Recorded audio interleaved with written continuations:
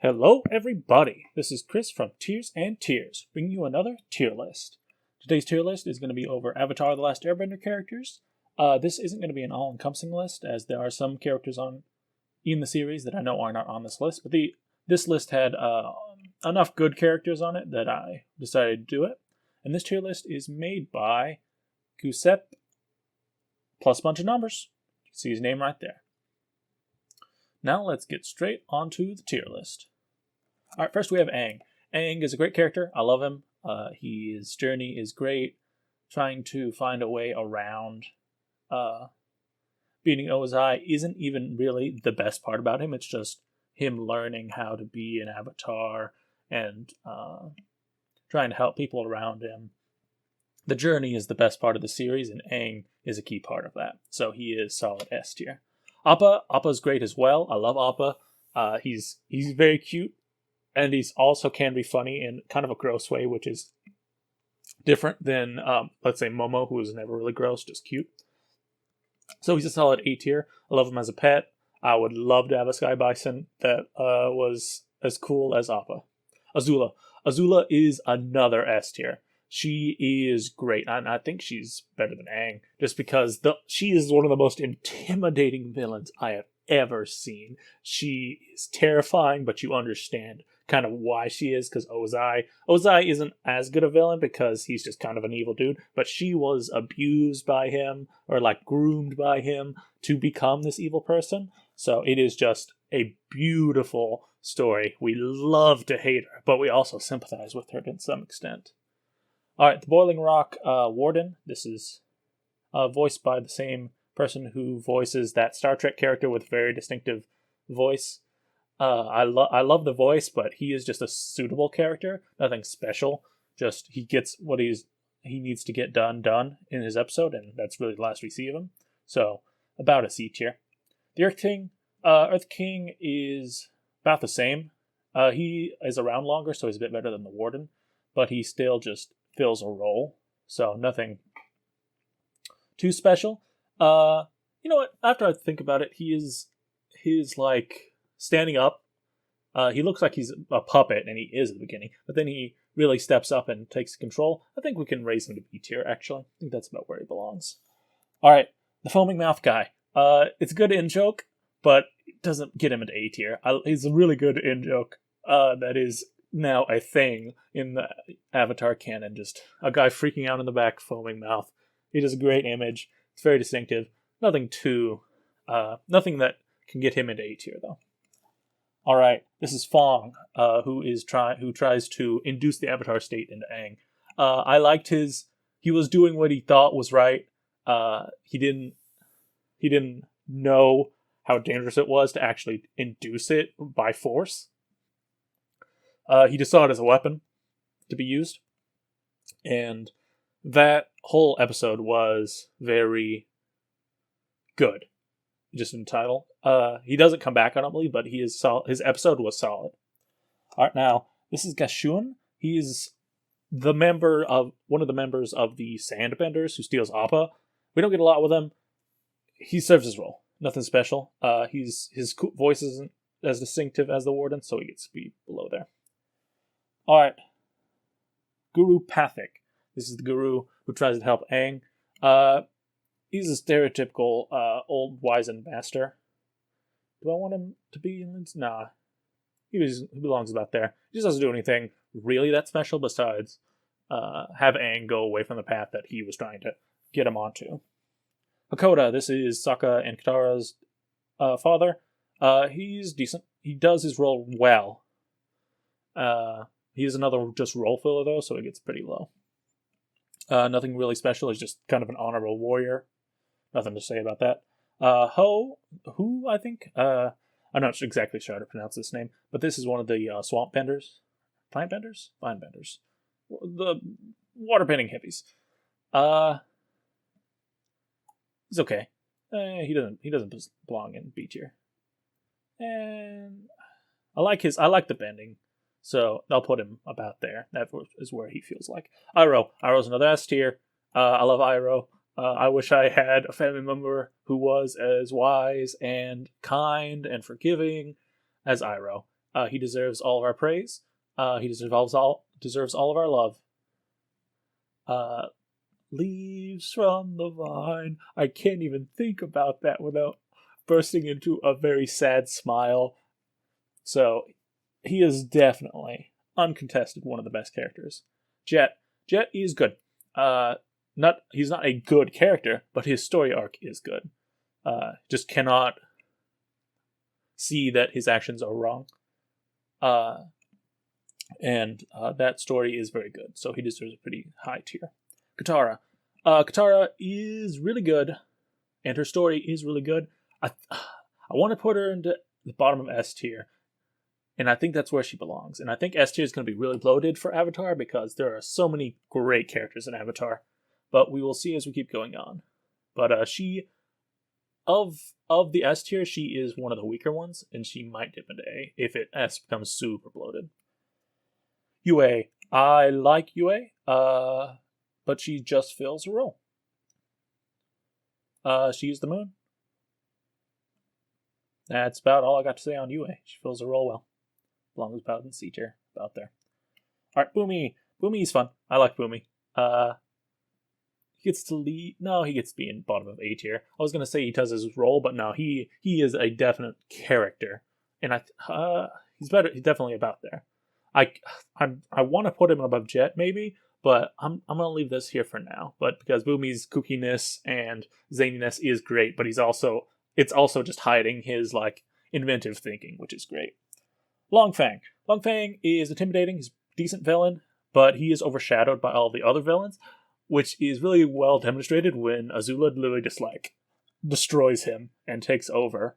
So he doesn't get to be super high, but he does get into a solid A tier just because he is really intimidating and his scheming is fun.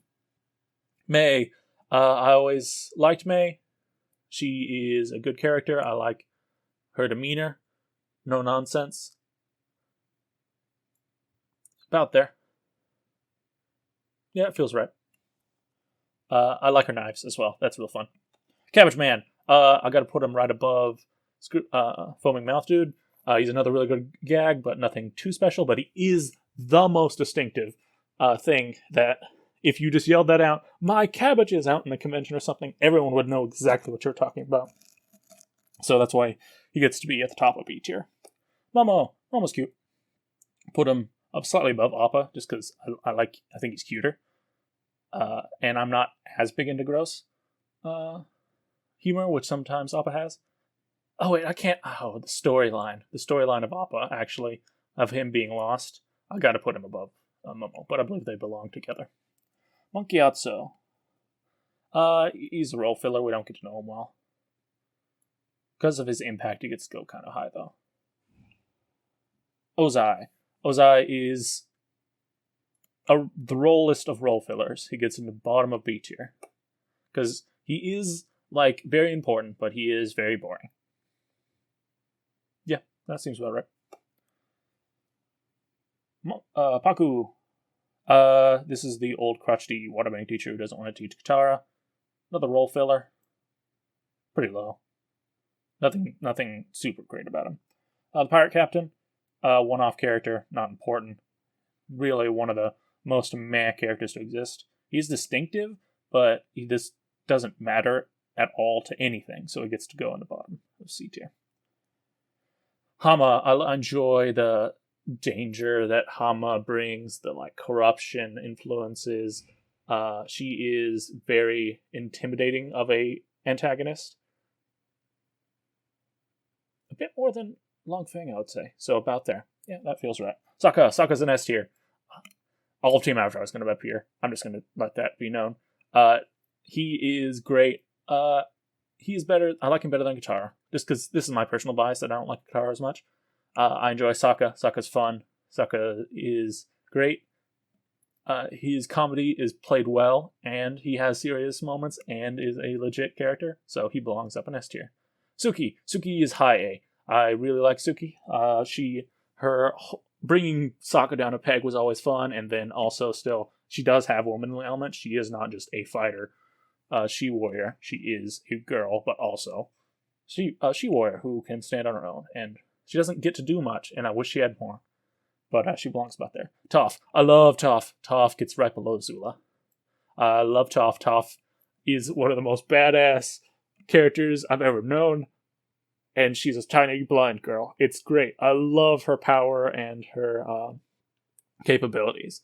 So her whole deal is great. It's great for representation because she is blind, and that the jokes and like bringing that up throughout the series is also great. I love everything about Toph. All right, now time for my personal favorite. So I love Tylee. She was my like first like cartoon slash children's show like girl. I'm like, wow. She is my waifu from the Avatar series. So if I ever do an Avatar waifu series, expect Tylee to be at the top because I love her.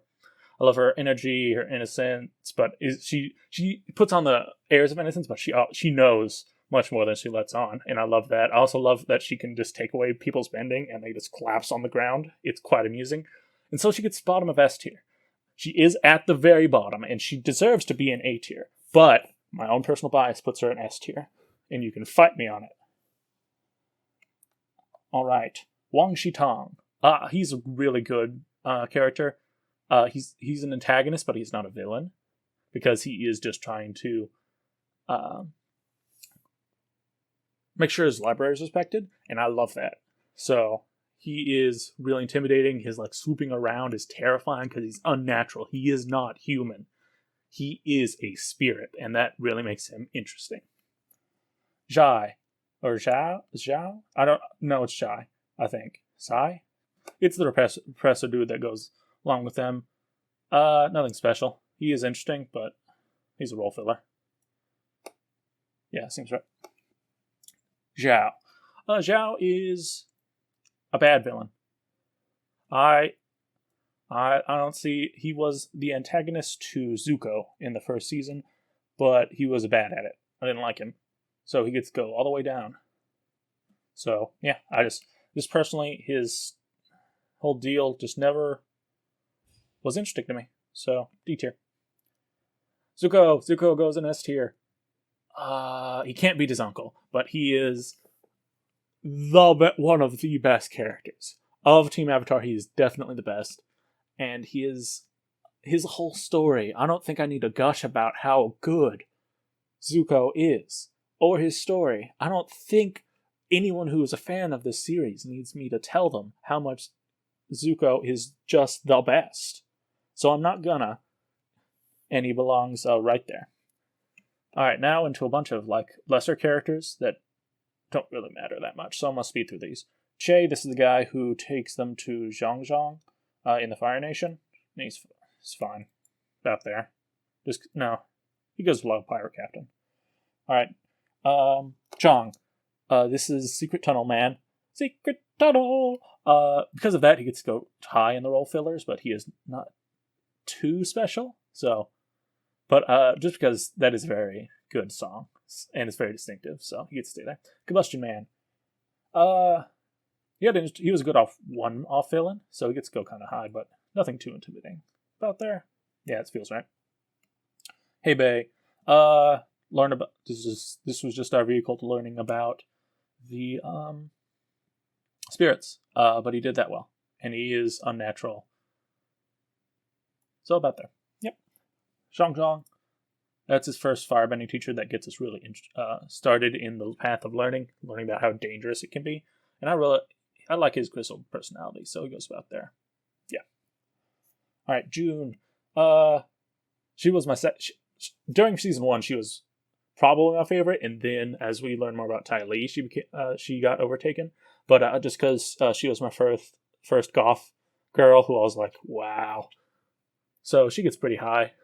She gets bottom of A tier just because I enjoy her looks. Really, that's really what gets her up there. You can judge me for that all you want, but I like goth girls, so she gets to go up there. Just even though she isn't super important. Kana, this is their grandmother. Sokka and Katara's grandmother. She was fun, but she doesn't show up much. But she is that grandmotherly role. I'll put her with Monkey Yatsu. They feel about on the same level. Ko the Face Stealer. He was intimidating, more so than Wang Shitong. Just because he was even more unnatural and he was actively antagonistic at all times towards the gang, or just Aang, really, because that's all that he encountered. But I really enjoyed it, so he gets to go really high. Kyoshi, we don't get to see a lot of her, but she is a good character. About there is where I want her. She is expanded on like in the other media, but I haven't really read that much, so I can't really talk about that too much. Longshot, he's fine. We don't get this whole gang. We don't get a lot. Pipsqueak, the joke was well executed, but I knew it was coming. But he gets to go above his friends. Roku was fun. He was a really good role filler, so he gets to be about there. Yeah. Smellerbee, I liked her design the most, so she gets to go like here above the rest of her friends and some others. Yeah, feels right. The Duke, I didn't even know his name before this. He gets to go at the bottom. Or she, I actually have no idea. So, I don't know what this guy's name is. He gets to go with wherever I put the other one. I don't know where I put him. I'll find him. Am I blind? I'm blind. Perfect. Cool. Ursa, I began reading the like follow-up novel, and so we get to know a bit more about her. So if you're just watching the series, she would go lower, but I know a little bit more about what happened, so she gets to go decently high. Jinfu and Yu, I'll just put them together because they're about the same. They're role fillers who aren't very interesting. There and there. I don't remember which one. I don't remember any differences there. All right. And that is my Avatar character tier list. Remember, if you want your tier list to be featured, leave a link to it in a comment down below. And thank you.